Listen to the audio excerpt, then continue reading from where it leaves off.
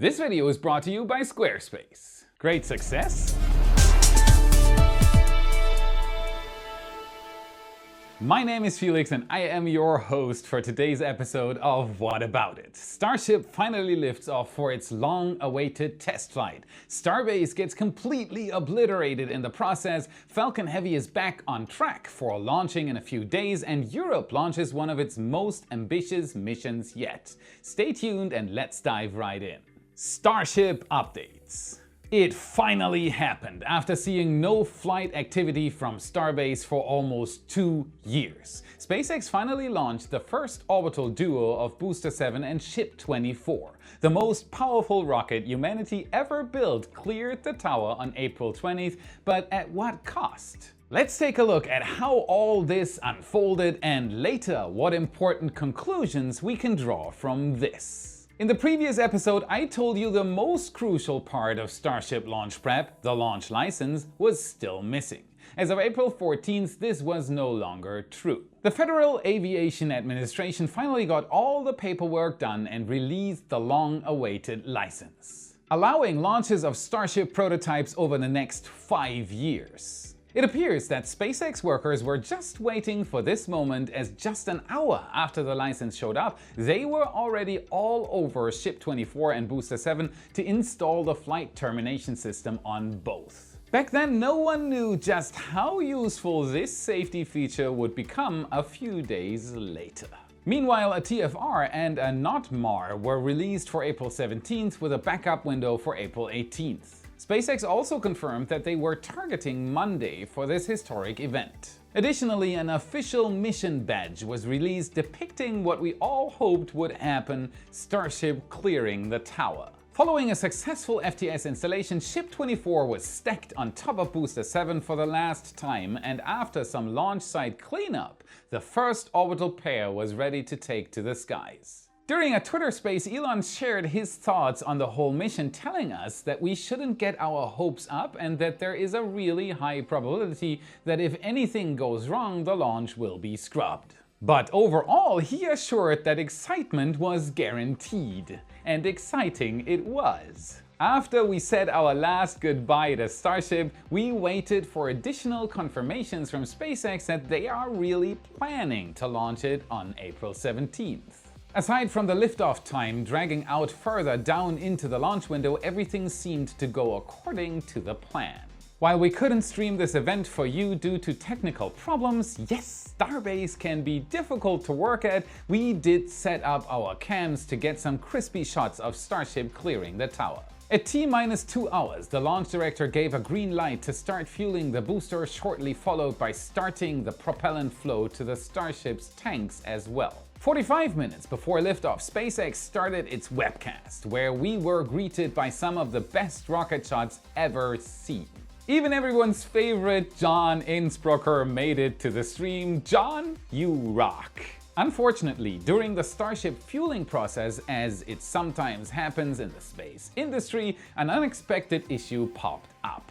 There was a problem with one of the pressurization valves in the booster. Back on Twitter, Elon clarified that it froze, and if it didn't get unstuck in the next few minutes, unfortunately they would have to scrub the attempt. Later, it was revealed that a bit of moisture got into the autogenous pressurization valve. That's why the teams were unable to get it to move.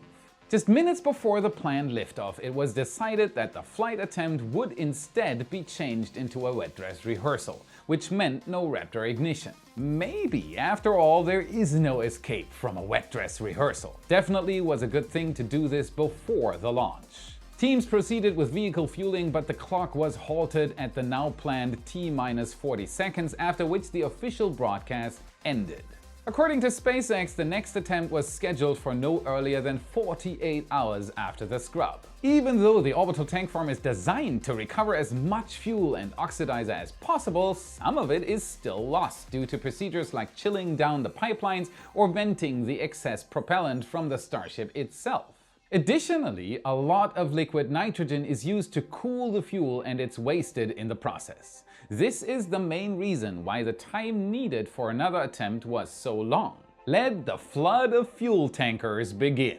Right after the road in Boca Chica was opened, tens of tankers started to roll in near the orbital tank farm to refill the tanks with liquid nitrogen, oxygen, and methane. Overall, almost 120 deliveries were seen before the tank farm was ready for the next launch attempt.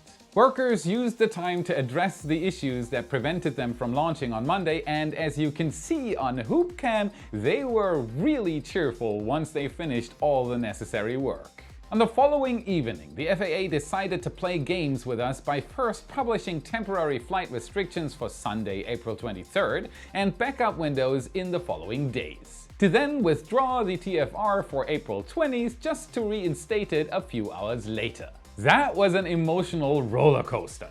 Some sources even told us that there was no possibility of a 420 launch. Even Musk expressed his doubts on Twitter. Regardless, SpaceX decided to push on by publishing a 62-minute launch window for April 20th. Has Elon's time finally turned out to be accurate? A good sign that everything was going according to plan during launch day was the liftoff of NASA's WB-57 from Houston. It's a specially modified jet sent to monitor the Starship launch from the bird's eye view for analysis. Thanks to the previous launch attempt, we already knew what to expect.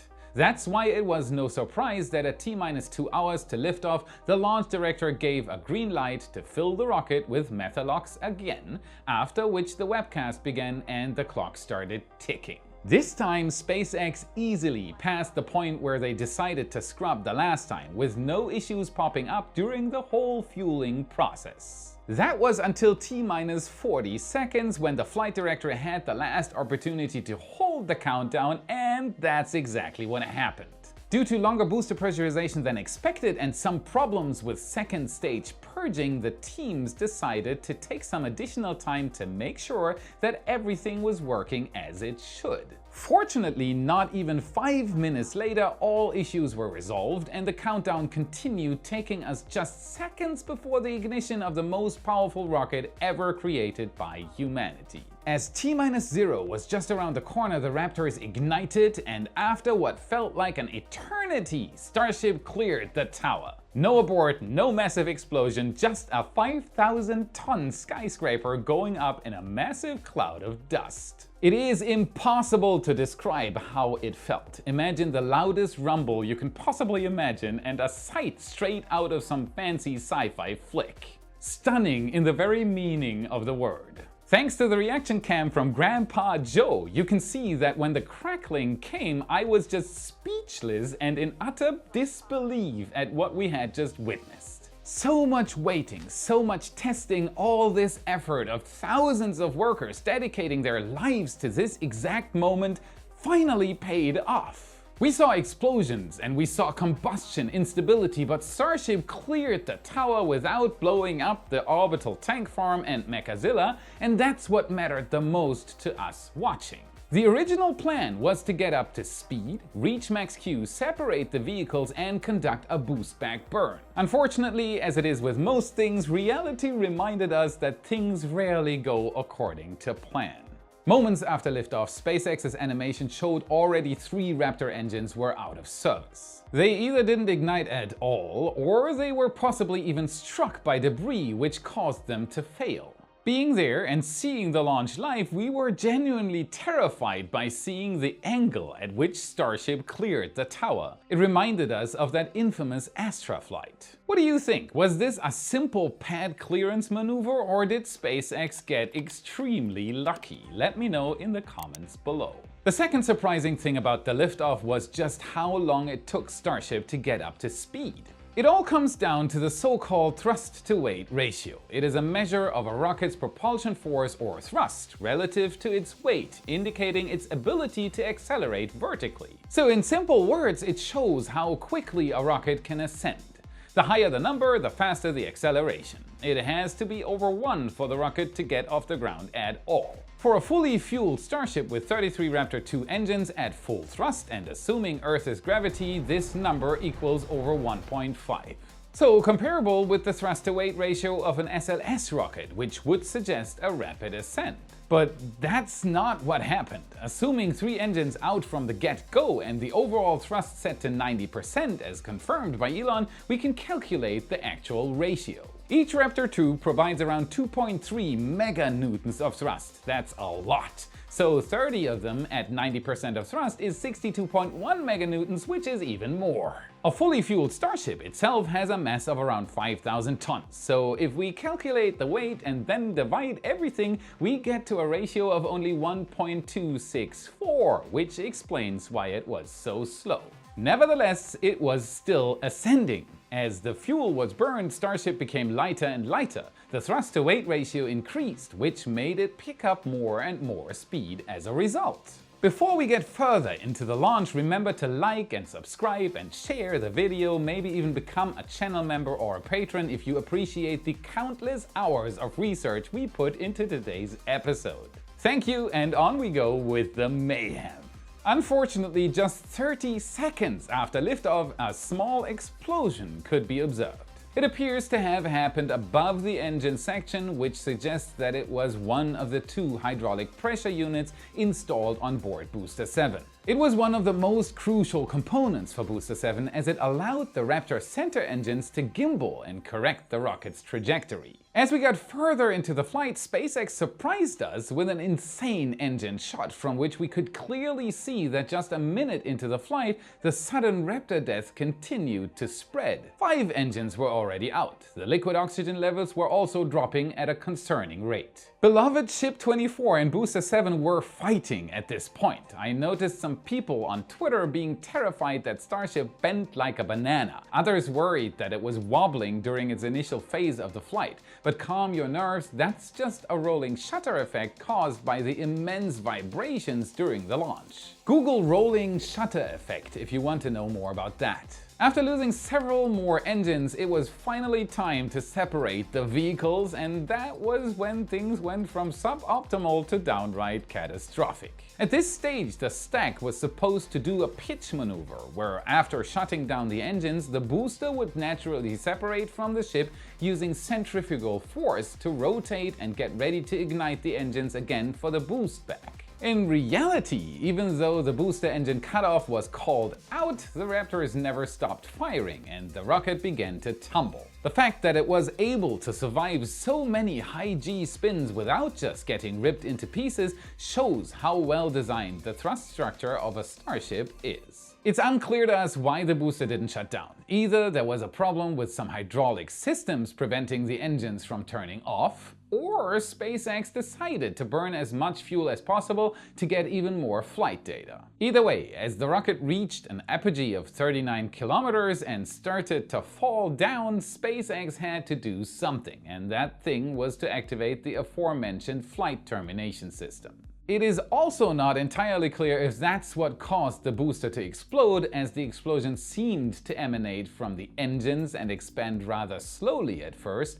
The result was the same though, and it was shortly followed by a second detonation, this time from the ship itself. That's how the first orbital flight ended, but not before SpaceX was able to get the last frame from the ship's forward flap, which was later posted on Twitter. You can clearly see the booster being just milliseconds from disintegrating. Surprisingly, the ship's heat shield held up really well, with just a few tiles missing after all the spins and vibrations. Even though Starship had to be detonated, the flight itself was still a massive success and a considerable milestone for the whole company. SpaceX was able to gather so much important data, which in return will allow them to learn from their mistakes and one day conduct a perfect launch. Thanks to exclusion zones and safety precautions, the FAA reported that no one was injured during the launch.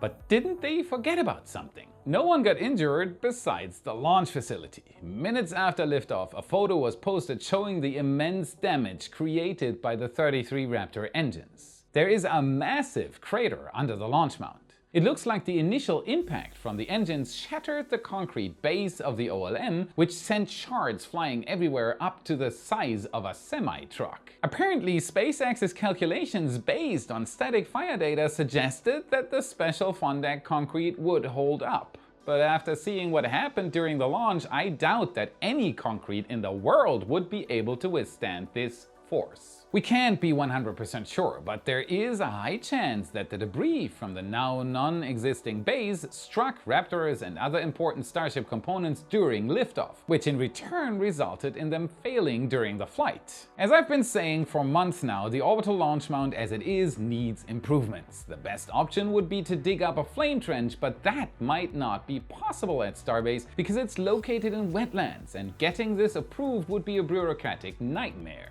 As stated by Elon, they are already working on a special water-cooled steel plate to be placed under the OLM. It does seem more like a temporary solution rather than addressing the core issue. Time will tell. For now, the biggest question is whether the OLM is even fixable, as most of its foundations and rebar were basically vaporized. Even the lateral support beams between the OLM legs were destroyed.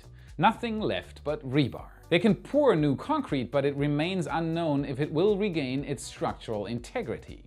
Looking up, the launch table shielding did not seem to help much, as during liftoff the launch table doors were ripped off and folded in half from the massive force of 33 Raptor engines. If that's what happened to the thick steel door, just imagine what occurred inside the table, which consists of many delicate and fragile parts. Hopefully, the orbital launch mount won't need to be replaced, as it would easily take months to do so. A more in-depth analysis of what was damaged will be possible after RGV's next flyover, as during the one after the launch, Mauricio tried as hard as he could, but the clouds unfortunately won this time. These clouds turned into a devastating storm shortly after. Looking at videos from SpaceX and photos from our one and only Winkopp operator Chief reveals that concrete chunks flew everywhere, even hitting the ocean. Fortunately, during the launch, the orbital tank farm wasn't wiped off the Earth's surface, but it still looks pretty rough.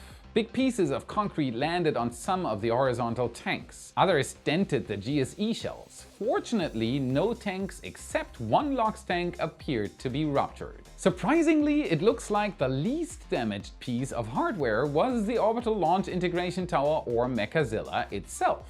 Yes, the drawworks shielding looks like it was shot with a giant shotgun, but the chopsticks and the ship QD arm itself appear to have taken little to no damage. Due to safety concerns and potential leaks, the road remained closed for over 2 days. Eventually, workers were let in and the tedious cleanup process began. This time, virtually no Starship hardware was recovered, except for a few heat tiles. People found pieces of them scattered randomly near the launch site. One even managed to stay intact, revealing how it looks on the side, normally not seen by the public. It looks like it will take at least a few months until the launch site will be ready for orbital launch attempt number 2. According to Musk, the OLM will be fixed in under 2 months. But as we know, the term Elon time exists for a reason. What do you think? How soon will Starship be able to launch again? A month from now? Maybe 6 months? Or perhaps we won't see a second orbital test flight this year at all? Be sure to let us know in the comments. Next up, we have more exciting news for heavy lift rocket fans. Another Falcon Heavy launch is just around the corner, but there was a problem. Almost 2 weeks ago, a brand new Falcon Heavy was rolled out from the horizontal integration facility to be later erected at the legendary Pad 39A at Kennedy Space Center.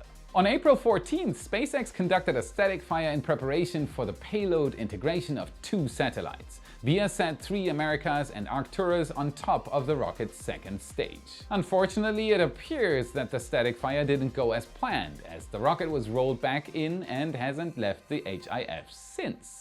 The launch was first postponed until April 24th, but as of recording this episode, it is scheduled for no earlier than April 26th at 7:24 p.m. Eastern, with backup opportunities ranging from April 27th to May 5th. This will be the first Falcon Heavy flight where both boosters and the core stage will be expended, as getting almost 7 metric tons to the near geostationary orbit requires all the available fuel if you don't want to deplete the payload's fuel. It's a shame that we won't see a triple or at least a double side core booster landing, but I can guarantee you that the views will still be spectacular, as the mission is scheduled to lift off minutes before sunset. Keep an eye on my Twitter at Felix Schlang to not miss the launch date confirmation. Do you know the tiny Merlin? I know that sounds strange, but hear me out. During the latest Transporter 7 mission, SpaceX surprised us with a modified second stage. This brand new Merlin vacuum nozzle is way shorter, but why would SpaceX make such a change this late in the game? It all comes down to optimizing costs. The new nozzle uses less material, which means that it's cheaper to produce, and at the same time it allows for an increased launch cadence as the engines can be made at a faster rate. Additionally, it also allows for an easier return to launch site maneuver, which saves money by not needing to send a barge for a landing. The modified descent profile helps save fuel. Of course, removing parts almost always comes with its consequences. The shorter nozzle means that it's less efficient, which means that it won't fit every mission profile. Engineers at SpaceX really take the best part is no part to the next level. Now let's talk deep space for a second. Jupiter is one of the most fascinating planets in our solar system. We seem to know so much about it. We might even owe it our very existence, but there's still so much more to explore. That's why on April 14th from ELA-3 Guiana Space Center, one of the last Ariane 5 rockets ever to exist lifted off with a very special payload on board. JUICE, Jupiter Icy Moons Explorer. That acronym doesn't make a lot of sense, is a long-term mission dedicated to studying Jupiter's Galilean moons. It's a joint mission between ESA, NASA, JAXA and ISA, and it's designed to do a multitude of things, including photographing the features of Jupiter's moons, as well as mapping its clouds, analyzing the moon's resources, and studying Jupiter's atmosphere composition and temperature. These are just a few of the main experiments JUICE will conduct to understand this gas giant better. As it is often with interplanetary missions, even though the satellite was launched a few days ago now, it will take years and multiple gravity assists to finally reach its destination. The biggest and baddest planet in our home system. Assuming nothing goes wrong during the coast phase, JUICE will enter Jupiter's orbit in 2031. That's a long time for us, but just a fraction of a second for Jupiter. This episode is sponsored by Squarespace, your powerful one-stop tool to connect with your audience and generate revenue through gated members-only content.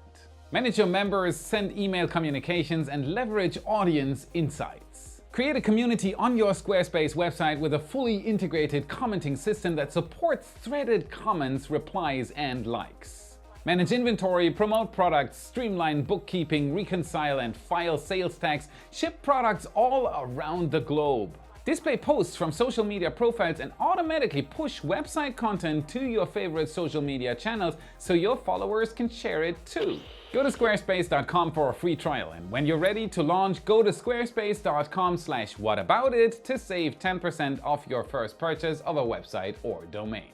That's it for today. Remember to like and subscribe, check out our merch store to beef up your space nerd wardrobe, crazy stuff and absolutely worth a visit. And if you want to get even smarter about space and rockets, watch this video next to continue your journey. Thank you so much for watching, and I'll see you again on the next episode.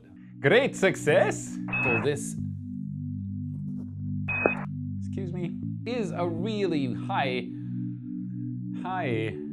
He's assured it. No, hopefully not.